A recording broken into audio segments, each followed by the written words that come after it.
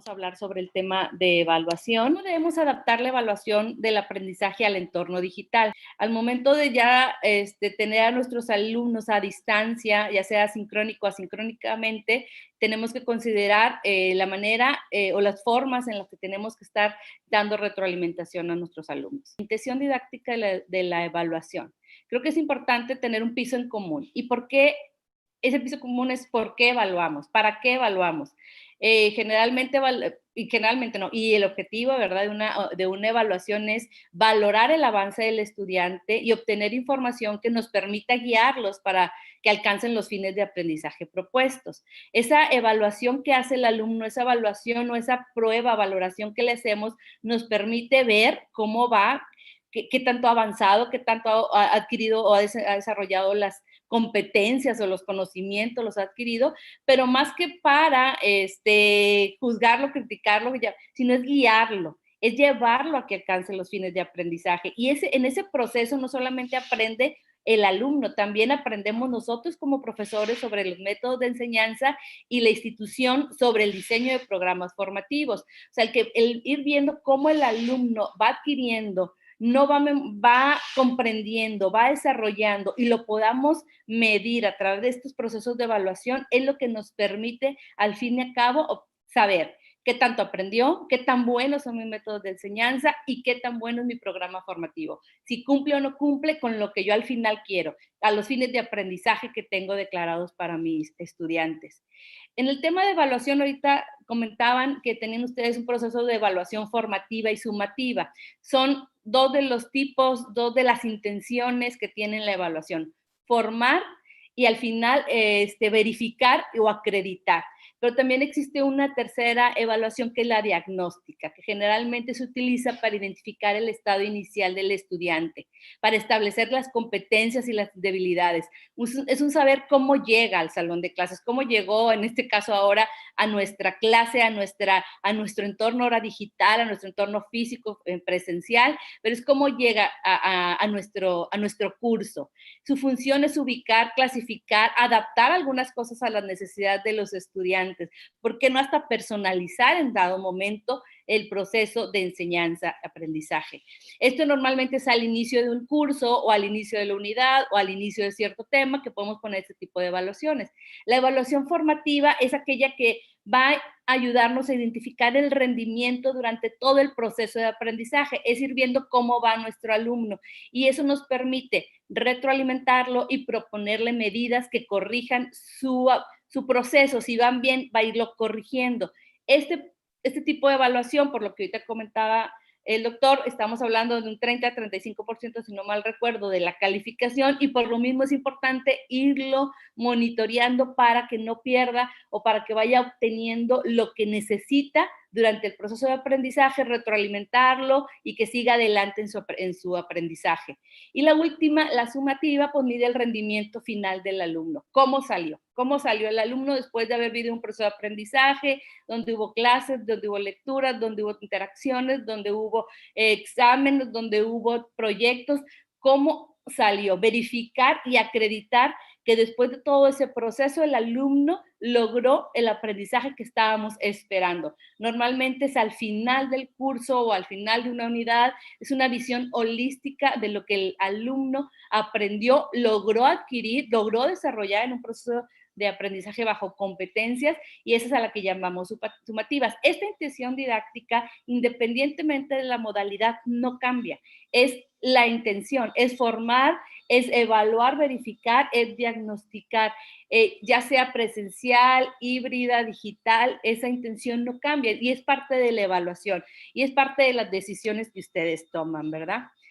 En el punto 2 de la aplicación, ahí sí, la modalidad nos exige que prioricemos, que cambiemos y que empecemos a pensar en otras alternativas.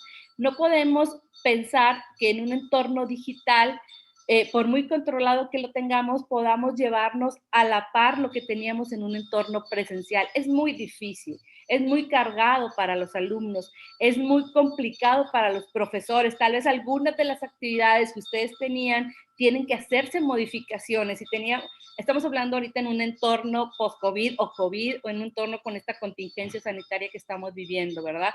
Donde el alumno ahorita a lo mejor no puede salir de casa y si sale de casa pues con muchos cuidados. Aquí en México ahorita seguimos en semáforos rojos, estamos en cuidados en casa, estamos confinados en nuestros hogares, entonces a los alumnos tenemos que darles ese cuidado. Entonces, nosotros en esta modalidad digital, en el tema de la evaluación, igual al momento de aplicarlos tenemos que hacer cambios. Tenemos que empezar en otras alternativas y es lo que traigo a continuación.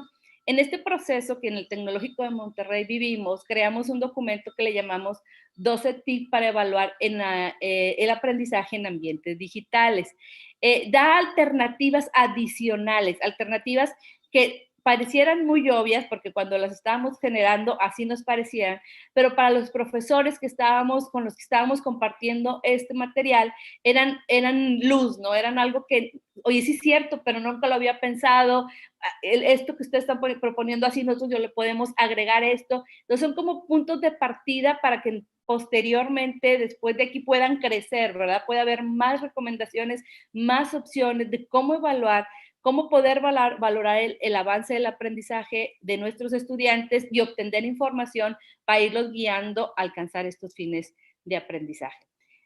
Nosotros le llamamos 12 tips y son estos 12, son actividades integradoras, es una estrategia, evaluación tipo entrevista, o sea, oral, demostración de desempeño en video, actividades de metaconocimiento, en exámenes, enfoques en objetivos y no en recursos, demostración de procesos o procedimientos en fotografía, preguntas abiertas, examen argumentativo, identificación de ejemplos, preguntas de aplicación, esquemas de monitoreo y redistribución de la ponderación. Estas estrategias vienen a sumar tal vez lo que ya hacíamos o vienen a sustituir o a enriquecer lo que ya hacíamos. No quiere decir que venga a eliminar lo que hacíamos, porque tal vez hay cosas, como ahorita comentaba el doctor, hay cosas que por lineamiento están definidas. Nuestros exámenes, tiene que haber exámenes con un cierto porcentaje por lineamiento institucional. Entonces hay que ver que hay cosas que están definidas, que no se pueden cambiar, y hay otras que sí podemos cambiar, adaptar, ajustar o enriquecer. Y aquí a continuación les voy a compartir muy sencillo, muy básico y rápido la descripción de cada una de estas. Por ejemplo, en el tema de actividades integradoras. Si teníamos varios exámenes, aparte del examen final, tenemos varios exámenes y es difícil tal vez a la distancia poner exámenes, podemos cambiarla por actividades integradoras, desafiantes, que permitan al estudiante demostrar sus aprendizajes. Pueden ser proyectos, ensayos, casos, reportes. Podemos cambiar ese proceso que estaba a lo mejor en mi curso. Yo he visto cursos que tienen exámenes y los exámenes no están mal, yo creo que es una forma de evaluar muy válida, pero podemos enriquecerla con actividades integradoras. Esto viene a pegar mucho a esa evaluación formativa y sumativa de la que hablábamos hace un momento. Podemos integrar a nuestros procesos de evaluación la entrevista o el examen oral. Ahora que estamos en procesos de distanciamiento, de aprendizaje remoto, podemos incluir tal vez en ese proceso de evaluación, en ese proceso que tiene varias actividades, varios elementos. Uno de los elementos puede ser una entrevista individual donde se le realice una pregunta, dos preguntas al participante sobre el desempeño en algún proyecto, sobre cómo participó en la actividad integradora. Eso viene a enriquecer tanto para el alumno como para usted la visión de nuestro alumno, de cómo va su proceso de aprendizaje. Otra estrategia de evaluación en los entornos digitales es la demostración del desempeño en video. Si el alumno tiene que dominar algún procedimiento, desarrollar alguna habilidad, lo que podemos hacer es que también, oigan, pues es que no lo tenemos aquí físicamente y no lo estamos viendo en el laboratorio y no lo podemos ver en el salón de clases. Bueno, que se grabe, que demuestre en un video corto que lo que él debió haber aprendido o está aprendiendo a hacer dentro del proceso de enseñanza-aprendizaje, sí lo está logrando. Entonces, esa grabación en video nos sirve a nosotros para conocer que verdaderamente el alumno está adquiriendo o está logrando los desempeños esperados. Actividades metacognitivas es una estrategia que en este proceso nos ha venido a complementar mucho la evaluación, porque le preguntamos al alumno que haga, o le pedimos al alumno que haga esa reflexión, que identifique qué aprendió, qué todavía no le queda claro, qué puede hacer mejor ahora que después de este curso. Esa actividad a él y a nosotros nos da retroalimentación y nos lleva a darle más o ver en qué estamos fallando o en qué estamos bien en el proceso. Entonces, ese tipo de actividades a nosotros como profesores, que es un poco, viene siendo complementaria, no viene a sustituir la evaluación, sino nos da guía para las mejoras y las nuevas versiones de rediseño de nuestros cursos. En el último curso donde estuvimos participando, les pedíamos a los alumnos, además de su proyecto, de su evidencia final, que hicieran este proceso de metacognición donde reflexionaran cuáles eran los contenidos, cuáles eran las habilidades que aún podía mejorar. Entonces, eso nosotros, uno, pues ver la variedad de estímulos o de proyectos que los chicos traían o de las ideas que los muchachos traían, y otros, pues a nosotros nos daba mucha retroalimentación. En el tema de exámenes, como es un tema muy importante también en su universidad, igual que en la nuestra, pues la idea es que evitemos exámenes que sean textuales de libros y en lugar de basarnos en algún recurso, en algún material de un libro, guiarnos en los objetivos y a partir de ahí parafrasear definiciones, sustituirlo por problemas, por casos. Eso nos da el mismo examen, pero bajo otro enfoque. Y alineado a eso, pudiéramos empezar o incluir adicional a preguntas conceptuales, que sean preguntas que también te permitan, que le llamamos preguntas de aplicación, ya sean abiertas o de opción múltiple, que nos permitan, por ejemplo, tomar decisiones, o sea, que al alumno le permitan tomar decisiones, ponerles un caso, una situación, que ellos expliquen la situación, cómo lo harían, qué harías tú si estuvieras en su lugar, que analicen los errores en caso de problemas, a lo mejor darles la resolución de un caso, de algún problema, de alguna metodología, pero con algún error y que ellos identifiquen el error o al contrario, que solucionen un problema. Podemos darles alguna situación, algún escenario que tenga una decisión equivocada y que ellos con sus conocimientos puedan solucionar ese problema. Estas preguntas de aplicación a los alumnos, a pesar de ser un examen, pues va a ser muy difícil que el alumno busque información y ya, aparte tenga que estar copiando de algún otro lado, porque lo que estamos queriendo es que el alumno aplique todos los conocimientos que tiene o que está adquiriendo en una situación. Entonces son otro tipo de preguntas. Escenarios aquí, por ejemplo, estábamos poniendo, es muy diferente hacer una pregunta muy específica de un concepto a marcar situaciones, mini casos que enriquezcan, que lleven al alumno a la situación, que lleven al alumno a extrapolar sus conocimientos en función de una situación. Otra manera de trabajar un examen es igual, en lugar de poner un concepto, sino es que manejen ejemplos, a lo mejor pedirles ejemplos adicionales a los que ya vieron en clase. Si el concepto era las 4 Ps, bueno, ¿qué ejemplo? ¿Dónde lo has visto? ¿Cómo lo has vivido? ¿Qué sabes? ¿Qué has leído? Para que ellos complementen lo que ya se vio en clase, lo que se vio conceptualmente, lo que vimos o vivimos en el curso. Esa es la parte que pudiéramos también enriquecer nuestros exámenes, no solamente con preguntas cerradas, sino con preguntas abiertas. ¿Es más difícil crear una pregunta abierta? Sí lo es. ¿Es más tiempo el que te lleva a revisar y retroalimentar? Sí lo es, pero a nosotros como profesores también nos deja la satisfacción o la garantía de que el alumno está adquiriendo los conocimientos, porque en este momento que no estamos físicamente en un mismo espacio, tal vez eso que veíamos en el salón durante horas, durante momentos de interacción, ya no lo tenemos presente. Entonces tenemos que empezar a vivir eso también dentro de los exámenes, ¿verdad?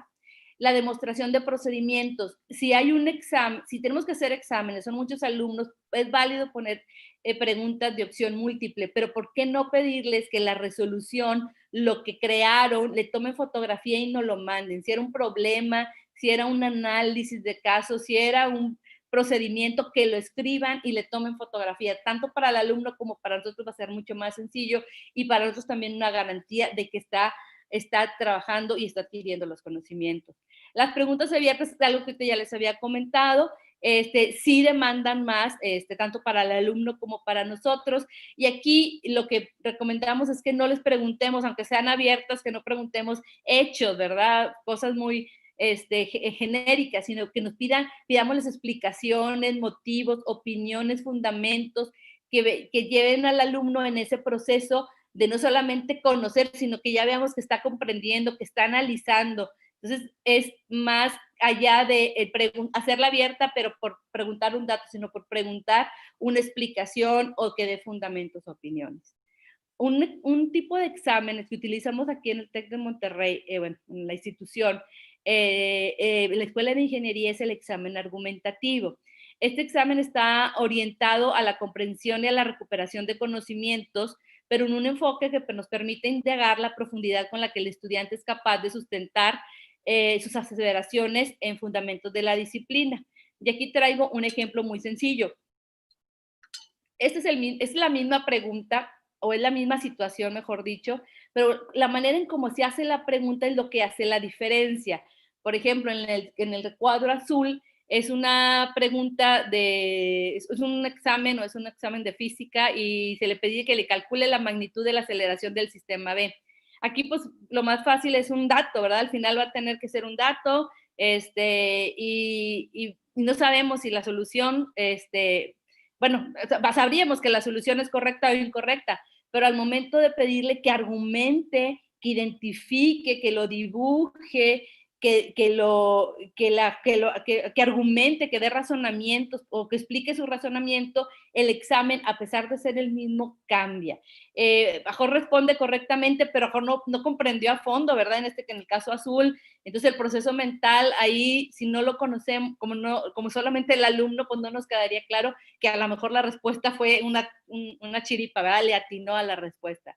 Entonces, la idea es que el tipo de preguntas que hagamos sean solicitemos un poco más del alumno, más argumentación para validar que está aprendiendo. Como decíamos, nuestra intención didáctica de la evaluación es nosotros validar y que el alumno demuestre. Él está demostrando con su evaluación lo que logró, lo que aprendió, lo que adquirió, lo que desempeñó o desarrolló en sus competencias y habilidades. En el caso de exámenes que tengamos que poner en tiempo real, porque hay exámenes que pueden ser a distancia y que los puedo decir va a estar abierto de tal hora a tal hora, tal día. Y ustedes pueden entrar, alumnos, a la hora que quieran a través de determinada plataforma. Pero también hay exámenes donde yo puedo decir, ¿saben qué? Nos vamos a ver a tal hora en tal plataforma, con tal herramienta, a través de tal plataforma tecnológica, y tenemos una hora para el examen.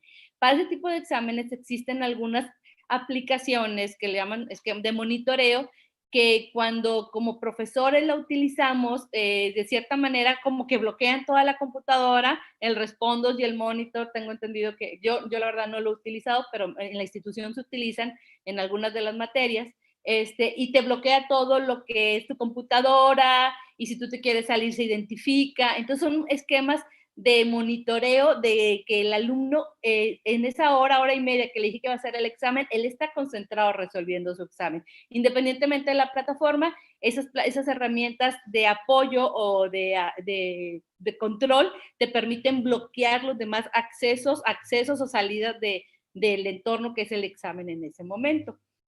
Y una estrategia que es por demás la más sencilla, ¿verdad? Si en su momento tenemos algunas de nuestras estrategias estaban muy alineadas a la colaboración, al trabajo en el salón de clase, a muchos exámenes y no tenemos cómo controlarlos, pues redistribuyamos las ponderaciones. A lo mejor disminuyamos algún porcentaje en el examen o en alguna actividad.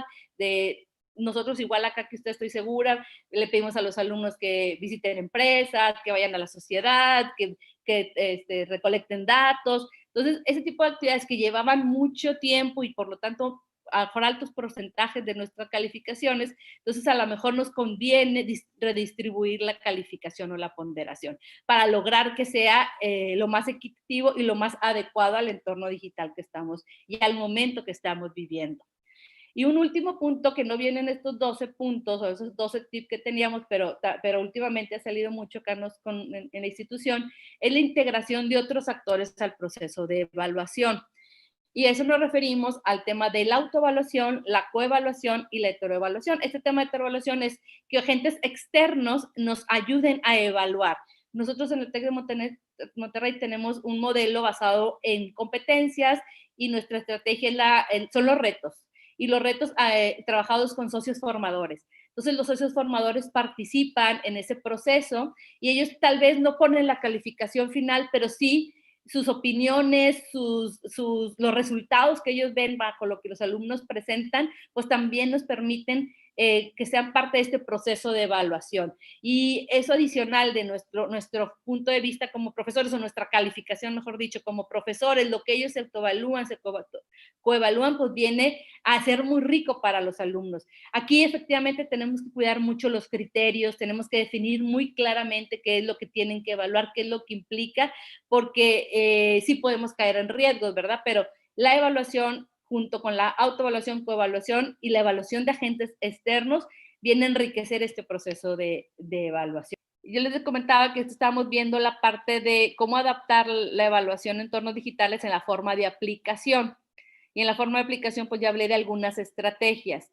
Recordemos que cualquier de la estrategia que usted seleccione, tenemos que tener en cuenta cosas, 3 puntos muy importantes, ¿verdad? No perder de vista los objetivos de aprendizaje. No es lo mismo enseñar para matemáticas, evaluar para matemáticas, que evaluar para derecho o evaluar para cualquier otra disciplina.